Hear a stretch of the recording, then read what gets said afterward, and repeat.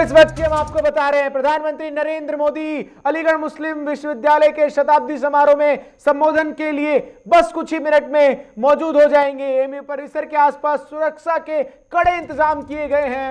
56 साल बाद एएमयू में किसी प्रधानमंत्री का संबोधन है।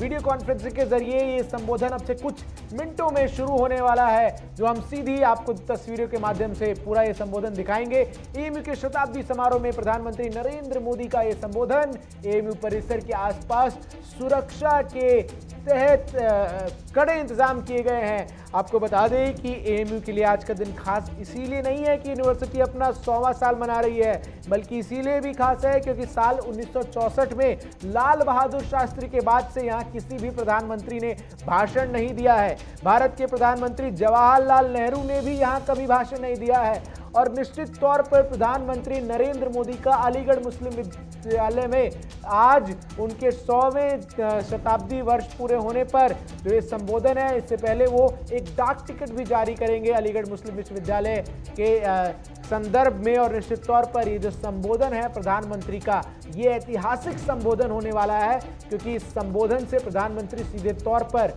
मुस्लिम समुदाय की अपील करेंगे। आइए अब आपको सीधा सुनवाते हैं। Narendra Modi ji, honourable education minister Shri Ramesh Pokhriyal Nishank ji, minister of state for education Shri Sanjay Dhotre ji, secretary higher education mister Amit Khare, chancellor his holiness Syedna Mufaddal Saifuddin Sahab, distinguished guests, AMU fraternity, alumni and students. Assalamu alaikum, namaskar and good morning. It's a matter of great privilege and honor for me to welcome our esteemed Prime Minister Shri Narendra Modi for the centenary function of Aligarh Muslim University. Today is a historical day for two reasons. One, our university has completed 100 glorious years from its inception. Two, after a gap of 56 years, an incumbent Prime Minister of our country is taking part in the university celebrations. Thank you, sir, for accepting our invitation. Shri Narendra Modi is a visionary leader who has dedicated his entire life to the service of our country and who has provided India and all Indians a bold and lofty vision. His life's story, one of exemplary work ethics, dedication, rising by overcoming hardship and obstacles, is an inspiration to every Indian. Shri Narendra Modi has also played a pivotal role in elevating India's image globally. It is due to his vision and far-sightedness that India has taken a firm stand against expansionist policies in our neighborhood, and this has been appreciated much the world over. Under the astute leadership of Shri Modi, India has been able to strengthen its traditional and historical ties with the West Asian countries as well as other world powers. The welfare of the economically poor is always the foremost priority of Shri Narendra Modi, and we have witnessed this in various schemes launched during his tenure. By committing to Sabka Saath Sabka Vikas, the Prime Minister has voiced his concern for the economic and social upliftment of India's poorest. I take this opportunity to congratulate the Prime Minister and the Education Minister for the new education policy, which will transform the education system in India. The Education Minister has provided able leadership in the field of education in the time of COVID-19 pandemic. The entire AMU fraternity and I once again extend a hearty welcome to you, sir, and to all other esteemed guests, including our distinguished Education Minister. A centenary is a landmark achievement in the history of a university. On this historic event, thousands of alumni like me feel an overwhelming sense of pride and love for our founder, Sir Syed Ahmad Khan, a true patriot of the soil. The guiding principle of Sir Syed's life is described in one of his famous quotes. The first requisite for the progress of a nation is the brotherhood and unity among all sections of the society, unquote. A champion of Hindu-Muslim unity, he practically demonstrated how to achieve communal harmony and brotherhood among people of all. शिक्षा राज्य मंत्री श्रीमान संजय धोत्रे जी, vice chancellor भाई तारिक मंसूर जी, सभी professors, staff, इस कार्यक्रम में जुड़े एएमयू के हजारों छात्र छात्राएं, एएमयू के लाखों एलुमनाई, अन्य महानुभाव और साथियों, सबसे पहले मैं आप सभी का आभार व्यक्त करना चाहता हूं। आपने एएमयू के शताब्दी समारोह के इस ऐतिहासिक अवसर पर मुझे अपनी खुशियों के साथ जुड़ने का मौका दिया है। मैं तस्वीरों में देख रहा था, century gate, social science department, mass communication, तमाम विभागों की बिल्डिंग्स को खूबसूरती से सजाया गया है। ये सिर्फ बिल्डिंग नहीं है, इनके साथ शिक्षा का जो इतिहास जुड़ा है वो भारत की अमूल्य धरोहर है। आज एएमयू से तालीम लेकर निकले सारे लोग भारत के सर्वश्रेष्ठ स्थानों पर और संस्थानों में नहीं बल्कि दुनिया के सैकड़ों देशों में छाए हुए हैं। मुझे विदेश यात्रा के दौरान अक्सर यहां के एलुमनाई मिलते हैं जो बहुत गर्व से बताते हैं कि मैं एएमयू से पढ़ा हूं। एएमयू के एलुमनाई कैंपस से अपने साथ हंसी मजाक और शेरो शायरी का एक अलग अंदाज लेकर आते हैं।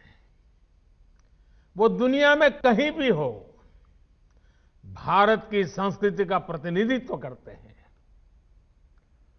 प्राउड अलीग्स, यही कहते हैं ना आप लोग, पार्टनर्स, आपके इस गर्व की वजह भी है। अपने 100 वर्ष के इतिहास में एएमयू ने लाखों जीवन को तराशा है, संवारा है, एक आधुनिक और वैज्ञानिक सोच दी है, समाज के लिए, देश के लिए कुछ करने की प्रेरणा जगाई है। मैं सभी के नाम लूंगा तो समय शायद बहुत कम पड़ जाएगा। एएमयू की ये पहचान, इस सम्मान का आधार उसके वो मूल्य रहे हैं जिन पर सर सैयद अहमद खान द्वारा इस संस्थान की स्थापना की गई है। ऐसे प्रत्येक छात्र छात्रा और इन 100 वर्षों में एएमयू के माध्यम से देश की सेवा करने वाले प्रत्येक टीचर प्रोफेसर का भी मैं अभिनंदन करता हूं। अभी कोरोना के इस संकट के दौरान भी एएमयू ने जिस तरह समाज की मदद की वो अभूतपूर्व है। हजारों लोगों का मुफ्त टेस्ट करवाना, आइसोलेशन वार्ड बनाना, प्लाज्मा बैंक बनाना और पीएम केयर फंड में एक बड़ी राशि का योगदान देना समाज के प्रति आपके दायित्वों को पूरा करने की गंभीरता को दिखाता है।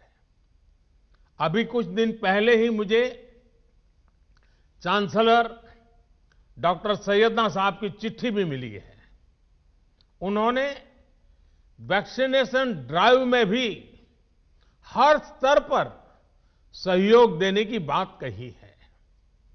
देश को सर्वोपरि रखते हुए ऐसे ही संगठित प्रयासों से आज भारत कोरोना जैसी वैश्विक महामारी का सफलता से मुकाबला कर रहा है। साथियों, मुझे बहुत सारे लोग बोलते हैं कि एएमयू कैंपस अपने आप में एक शहर की तरह है। अनेकों डिपार्टमेंट्स, दर्जनों हॉस्टल्स, हजारों टीचर्स, प्रोफेसर्स, लाखों स्टूडेंट्स के बीच एक मिनी इंडिया भी नजर आता है। एएमयू में भी एक तरफ उर्दू पढ़ाई जाती है तो हिंदी भी, अरबी पढ़ाई जाती है तो यहां संस्कृत की शिक्षा का भी एक सदी पुराना संस्थान है। यहां की लाइब्रेरी में कुरान की मैन्युस्क्रिप्ट है तो गीता रामायण के अनुवाद भी उतने ही सहज कर रखे गए हैं। ये विविधता एएमयू कैसे और एएमयू जैसे प्रतिष्ठित संस्थान की ही सिर्फ नहीं, देश की भी ताकत है। हमें इस शक्ति को न भूलना है, न ही इसे कमजोर पड़ने देना है। एएमयू के कैंपस में एक भारत श्रेष्ठ भारत की भावना दिनों दिन मजबूत होती रहे, हमें मिलकर इसके लिए काम करना है। साथियों, बीते 100 वर्षों में एएमयू ने दुनिया के कई देशों से भारत के संबंधों को सशक्त करने का भी काम किया है।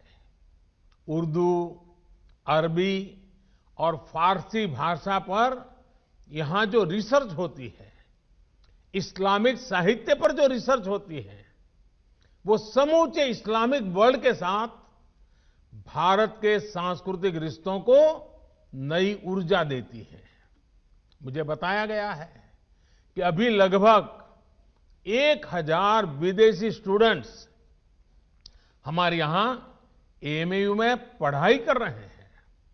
ऐसे में एएमयू की ये भी जिम्मेदारी है कि हमारे देश में जो अच्छा है, जो बेहतरीन है, जो देश की ताकत है, वो देखकर, वो सीखकर, उसकी यादें लेकर के ये छात्र अपने अपने देशों में जाएं। क्योंकि एएमयू में जो भी बातें वो सुनेंगे, देखेंगे, उसके आधार पर वो राष्ट्र के तौर पर भारत की आइडेंटिटी से जोड़ेंगे। इसलिए आपके संस्थान पर एक तरह से दोहरी जिम्मेदारी है, अपना रिस्पेक्ट बढ़ाने की और अपनी रिस्पॉन्सिबिलिटी बखूबी निभाने की। आपको एक तरफ अपनी यूनिवर्सिटी की सॉफ्ट पावर को और निखारना है और दूसरी तरफ नेशन बिल्डिंग के अपने दायित्व को निरंतर पूरा करना है। मुझे विश्वास है एएमयू से जुड़ा प्रत्येक व्यक्ति, प्रत्येक छात्र छात्रा अपने कर्तव्यों को ध्यान में रखते हुए ही आगे बढ़ेगा। मैं आपको सर सैयद द्वारा कही गई एक बात, उस बात की आज याद दिलाना चाहता हूं।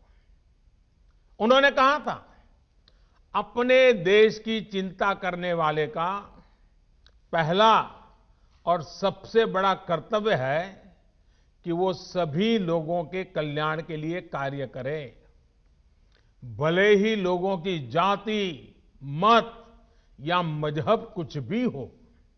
साथियों, अपनी इस बात को विस्तार देते हुए सर सैयद ने एक उदाहरण भी दिया था।